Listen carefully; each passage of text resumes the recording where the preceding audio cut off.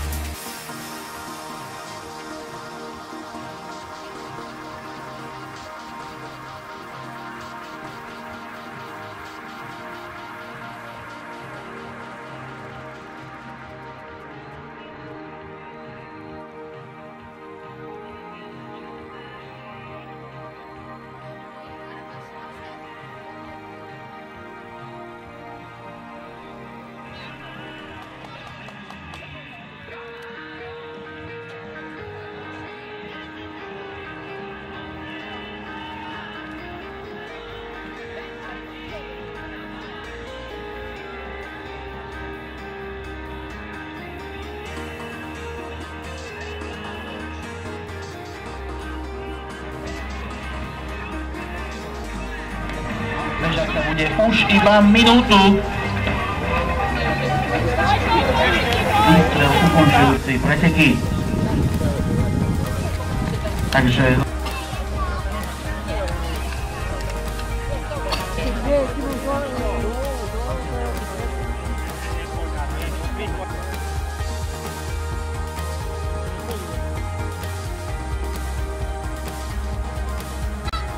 Organizátori sa rozhodli odmeniť v celkovej kategórii až 5 bežcov. V teplom počasí sa v celkovej kategórii stal víťaz z Ukrajiny Anatolij Malý, ktorý ubehol za 1 hodinu 16 km a 683 metrov. Na druhom mieste skončil Richard Stohl z Patriot Team Vranov, ktorý ubehol za 1 hodinu 16 km až 432 metrov.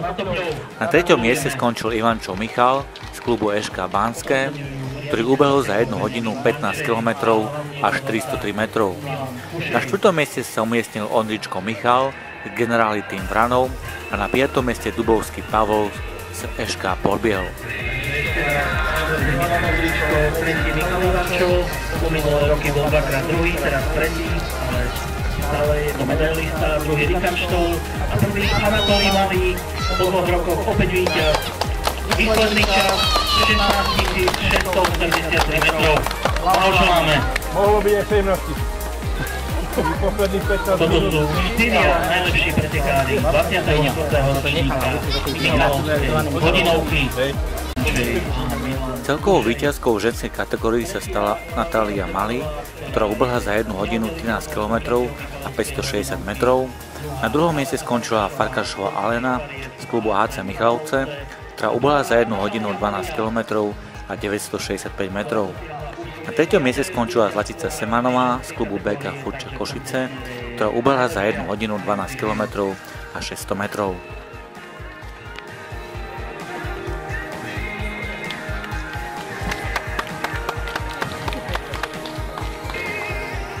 Veľkým prekvapením bola účasť juniorov a zvlášť tretie miesto iba 12-ročného talentu Michala Mrúza z Budkoviec, ktorý tak v mladom veku ubehol za 1 hodinu 11 km a 900 metrov.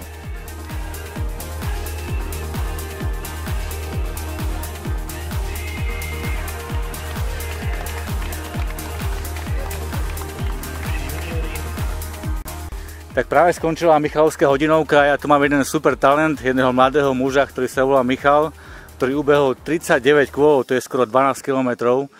Tak ako sa ti bežalo? Výborne. Výborne, hej? A beháš už koľko rokov tak? 5, 6. 5-6 rokov, hej? A chodíš okrem behu aj niekde inde? Alebo trénuješ sám, alebo s niekým trénuješ tak? Trénujem sám doma. Sám doma, hej? Počul som od tvojej mamy, že si bol aj na Spartan Race. Aký si tam skončil? 4. Štvrtý. Ako bol na Spartan Race? Tiež dobre. Super. A tento beh na túto Michalovskú hodinku si sa nejak pripravoval špeciálne, alebo žiadna príprava, alebo s niekým si behal? Doma som behal. Doma, hej, sám. Super. A máš nejaké plány do budúcnosti, že chceš stať nejakým bežcom alebo nejakým maratóncom? A chcem reprezentovať Slovensku v behu. Wow, super. Tak, ďakujem za rozhovor.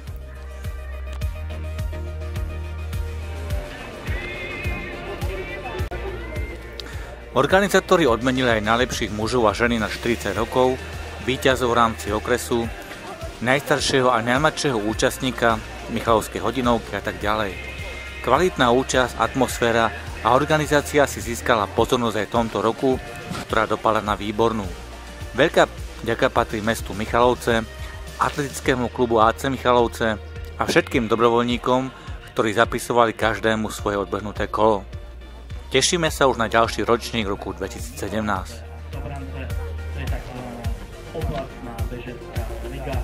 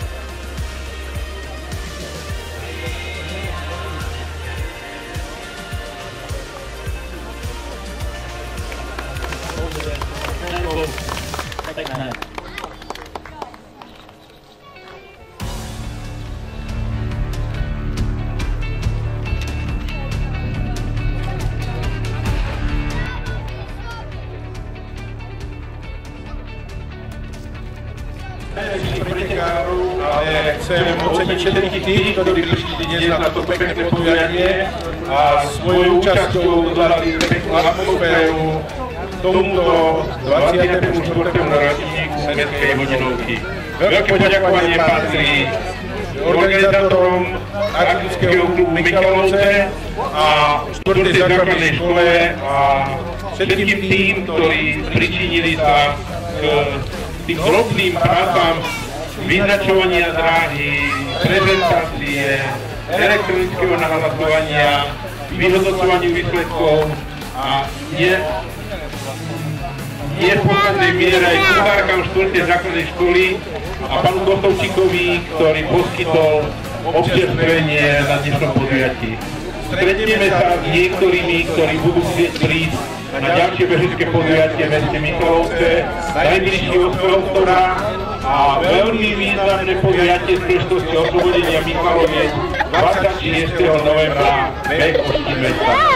Prajem príjemný zbytok dňa, oddychnite si, nevešte, všetko dobré. 3, 2, 1.